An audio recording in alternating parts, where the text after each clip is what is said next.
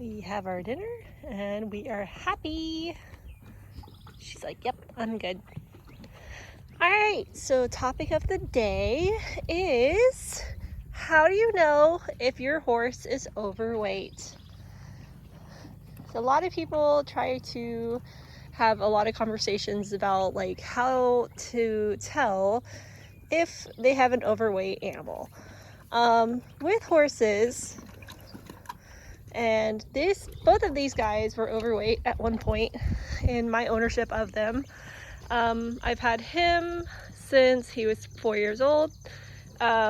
He was a little bit overweight when I think a year before I got him, and then he dropped a bunch of weight and looked really healthy, and then gained the weight again because he wasn't getting enough exercise and he got all chunky, and then now he's back to a good weight. And then she was so big, like you literally thought she was a whole different, like she could have two horses on her basically. So and right now she's got a little bit of the hay belly going on, so she is a little bit overweight right now. So what you can do with horses basically, so like most people will look at a horse and they're like, oh, they're fine or whatever, but like really the fat deposits are here on the butt, a little bit here on the belly, and then on their neck. So that's usually where a lot of the big spots are. And then of course once they get past those points, like the rest of the body will have the weight. So in her case, everywhere was full of fat. So like she literally had fat rolls basically there, like you could literally, like she would walk and you would see like a whole chunk of skin move against the leg and whatnot. Like it was a literal roll of how large that she was. And then like very round butt, very thick neck. I think her neck, like right now I can probably do this and like the thickness of her neck. When I first got her, it was probably that thick because of how fat she was, and we got her weight down and we're successful on that. So if your horse is not very fat, you'll have a little bit of deposit around the butt and everything. I mean, that's just, you know, just due to possibly inactivity, or maybe they have like an insulin resistance, or like they're just having a hard time. Then you have to look at like different styles of management in order to help that animal like lose the weight and then get all them to a healthy weight and make sure they don't have any reaction, because like when they're insulin resistant, it's like basically a diabetic, or the fact that their body can't process the sugars and such, so you have to like get them off of grass and you have to put on the dry lot, you have to do special things with their hay. Every horse is different. It's always recommended that you go talk to your vet about these kinds of things so that you can get the best advice on your particular animal. But I am not a vet. I am not telling you how to do your job, but I really think that like you have the resources to go and talk to medical professionals that can help you with your animal. But these are like some of these things that I'm describing now are just like some ways that you can tell if your animal is overweight or underweight. So there's a couple winters that she got underweight, so like you could tell that like her ribs started showing more, and then she was kind of like gainly looking and such. But right now she's a little overweight, but pretty much optimal, and I'm really happy with her weight, so that's all I could ask for. For him, he is a different build than she is. Same concept though. So neck, belly, butt. He's really great weight. he's actually probably more fit than she is. But for both of them, I technically have them both on the same diet. So both of them are on a ration balancer, and both of them get hay pellets and the tablespoon of salt in their diet for each feeding. They are both doing phenomenal on that, but they also have grass basically 24/7 or hay 24/7. So right now they're strictly like out 24/7. They're constantly moving, all that stuff. Now I will have to say, like, my management style of these guys, right now they have like full 24/7 access to the grass strip that they have now, because that strip is like, the grass is so tall. So I really want them to knock that down. But I cannot let them have that same setup like all the time, because at some point they will start to look a lot chunkier. So what I do is I will let them have grass during the day, and then Miss Chris is like right behind me. So so what I will do is I will basically let them out during the day, and then at night I will close this gate and then put them in here, and I'll give them about half a bale of half a square bale, maybe sometimes less, because they will be eating a lot of the grass out in the pasture, and they'll get like a bunch of grass from there. What are you doing to my hand? And no, don't stick your nose. What are you doing? You're a goober. You're so silly. Ugh, I can't even see you. Too close. So, but yeah, so we'll do that, and then they're pretty much used to that routine and everything. So, but that keeps their weight at a manageable level, keeps them from overeating and everything. And then I'll keep this routine up basically year round, where they have access to the strip that I give them during the day, and then I'll bring them in at night, and then they have hay. In the winter time, if they don't have enough grass out there, then I'll have to give them more hay at night. Every time I feed my horses, though, I am always putting their hay in a hay net. A hay net is a really, really, really, really, really, really great tool to manage the amount of food and hay that the animals are eating. What this allows you to do is basically, like, they are like, horses are continuous grazers, so they continuously have to have something on their stomach. If they do not, then they get an acid buildup. Like, it causes like other sorts of problems in the digestion tract and everything too. So by allowing them to have a hay net at all times, even when they're not on pasture, like, they can nibble at it, and they can keep something on their stomach at all times. The acid in their stomach doesn't build up or anything like that, so it's great for them and such. Also, it keeps the weight down as well, so they don't get too fat, they don't get too little. If they get too little, then they need more hay or grass, and everything like that.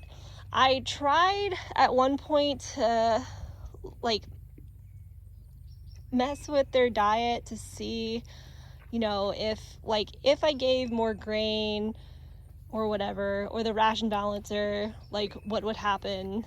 Also tried messing with like different grass pellets to see like what was the result. And then I figured out that orchard pellets work really well for these guys, and the reason why is because of the poo that they were producing. You can tell a lot about a horse's diet basically by the type of manure they're producing. Like, and I hate to show you guys this, but I can show you basically what my mare's manure looks like versus my geldings. A horse's manure needs to be a nice round thing. It needs to look a little bit moist in it as well. So I'm going to show you a little bit of a aged manure. So this, I can tell, basically this is my gelding's manure pot, and you can see like it's got the little nice clumps in it and all that stuff. Like this is a healthy manure pot. So I know for sure by looking at this that my gelding is eating plenty of fiber, he's healthy, all this other stuff. And with my mare, and let me see if I can find one that hasn't been broken. There's one, I think that might be over here. I have to go look. We're going on an adventure. So I'm walking over here to go see if I can find one from my mare, because her manure is different from his manure. Boys, I think, from what I can tell from these guys, especially the women, they will have larger manure piles, sometimes more broken than the males, to what I can see. Actually, here's one. I think this is my mare's right now, actually. Okay, so this is, I think this one's my mare's. But you can tell hers is more like clumpy, not as like, it's not as like clear and whatever. So I think what happened, this one right here, I think is what he ate on her stuff. They have this whole dominance thing going on. It's really interesting. And then this one is hers, I believe, as well. But just like using your horse's manure to actually gauge how is the digestion tract handling the food that you're giving them. Okay, so that's a good resource. Like, I know it's really weird, but if you go and research basically how to understand like if your horse is getting nutritionally what they need, and all of this plays into weight management, diet, all this other stuff. There's so many resources out there, and I can't recommend just one. Hi guys. That I would like definitely for sure say like go look at, because there's so many different resources, there's so many different articles that people will suggest for you to like research how to take care of your horse. And of course every horse is different, every horse like are just the same as people. Like everybody needs to just understand like, you know, what works best for your horse. I mean, like, because you have to take in consideration like what is their like even build.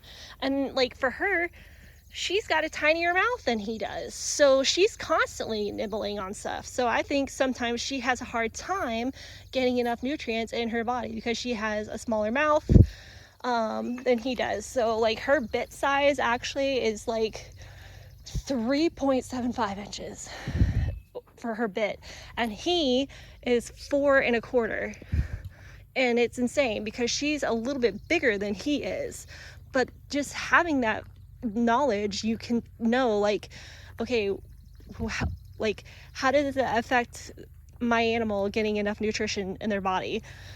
I mean, like, are they constantly thinking they're hungry, or like are they getting enough food and all that stuff? You know, you got to think about like all these different things and such. So I think that will probably give you a little bit of a tidbit to go and like research and kind of get started on your horse in particular. But like I said, there's so many really great articles, there's so much knowledge out there that people share with their animal. No one thing fits for one horse. So like I would kind of classify these guys like he's probably an easy keeper, and her, I think with like how fast her weight fluctuates, if you're not giving her like the right stuff, like I would think she kind of teeters along like a hard keeper to a degree. Goobers. So you can always learn about like the differences between what is an easy keeper, what is hard keeper, what classifies those guys as easy keepers versus hard keepers. What's a good middle ground, like all these questions that come up when you're taking care of horses. Like, and if you don't understand, I mean, like, there's so much information out there, like you could totally take advantage of all the articles and everything, and like all the people online that are like super helpful. There's actually like I think I'm part of like several Facebook groups where people have discussions even about hoof health and all that stuff, and like how the diet relates to the hoof. And a lot of times, even when you do that, like you have to consider, like, is it actually a genetic thing? Is it actually their diet? Like all that stuff. So, but yeah, like I think basically it's a foundation kind of set up for this. Yes, consult your vet. Like, look at your animal. Basically check the 2 things, you know, check the rump, the neck, and the belly, you know, see if they've got a little bit of rib showing, you know, but they're like good on everything else. I mean, I'm pretty sure that's a healthy horse. Double check with your vet if you have concerns, but like honestly, it's probably a healthy horse and whatnot. So as long as they're not like, you know, they have diagrams, pictures, and everything that you can see, like what's the difference between an emaciated horse versus a severely overweight horse, where it's a middle ground of where your horse is supposed to be, other things like that. There's also like a lot of people have questions about like their muscle in the back and how to get better top line, which, by the way, if you don't know what a top line is, it's basically the shape of the back and down. There's some horses that just can't build one unless they've got a lot of help. So that's also could be diet related, that could be other scenarios or whatnot, but like I said, talk to your vet, do all the things that you can do to learn about your particular animal. Some breeds of horses are also more predisposed to like insulin issues or like metabolic issues. So like just learn about the breed. If you have a horse and you don't even know what the breed is, go look at pictures. You know, maybe you could like see a picture of your horse and kind of look at it and compare it to the different breeds and stuff. Or maybe like there's also, I think, a genetic test that you can do that I think it's at A&M University or whatever. You could take like sampling of the hair and send it off, and they can give you a breed analysis and such. That's pretty good information, even though it's not 100% of, oh, this is what my horse is or whatever, which somebody will argue with you all day about that too. But regardless, at the end of the day, it's still information that you can use to understand your particular animal and how you can best take care of your particular animal. So I think this pretty much covers the gist of it, but just to recap, you know, always check your horse, make sure that they're eating well. Teeth is a huge thing. Make sure their teeth get done, otherwise they can't eat properly. If you ever having concerns, ask your vet. I am not a vet, but ask your vet about your particular animal. Make sure that your horses are getting their annual shots. We need to make sure all our animals are happy, healthy, and have good manners, all that other things, you know, be a well-rounded citizen, and everything. So, but yeah, if you guys have any questions or anything, this is kind of like a short little thing, even though it turned out to be a little bit longer than I expected, because there's a lot of information with this whole setup. But yeah, if you guys have any other things, I will see it in the comments. And if you want to see more information or hear more information that I learned myself and will be more than happy to share, just follow, subscribe, all the things, or leave me a comment about a question that you might have, and maybe I can try to answer it the best I can, or point you in the direction of more research information that you can go and grab. So, all right, well, they're done with their dinner, so I'm gonna get up out of here. Bye, guys.